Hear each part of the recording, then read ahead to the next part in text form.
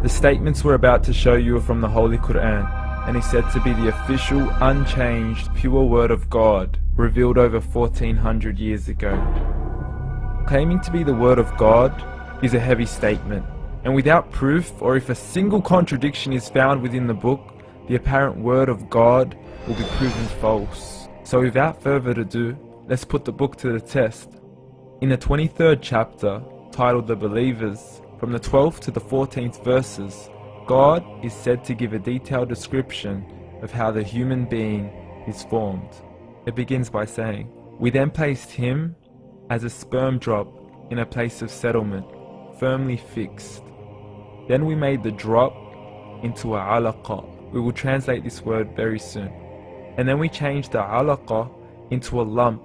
Then we made out of that lump into bones. And then we clothed the bones with flesh. Then we caused him to grow and come into being and attain the definitive human form." In the 21st century, we can now safely say that this verse is clearly describing the process of human development in correct chronological order. However, what we should be paying attention to in particular is the second stage, referring to the development of the embryo. The specific word used to describe the embryo in this verse is the word alaqa. The word alaqa, when translated into English, can mean three separate things. Firstly, a blood clot, or to be suspended, that is to be hanging or clinging to something, or thirdly and finally, a leech. Now, all three definitions don't come anywhere near what we perceive to be the human embryo. So, why are these words used, and what significance do they share with the human embryo? Can the embryo be described as a blood clot? Well, what do you think?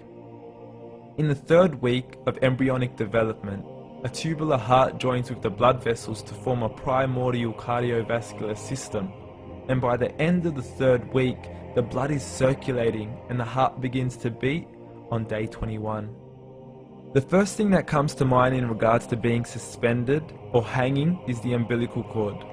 But we can't use that example because we are simply referring to step 2, before the baby has even formed. But we now know today that the umbilical cord is formed from the connecting stalk. And the connecting stalk is formed as soon as the embryo is formed. The embryo's connecting stalk has even been described by John Allen and Beverly Kramer as an object to suspend the developing embryo in the extra-embryonic column. So an embryo is suspended and does have a strong resemblance with the blood clot. What on earth would an embryo have to do with a leech? Figure A shows the structure of an embryo at 25 days.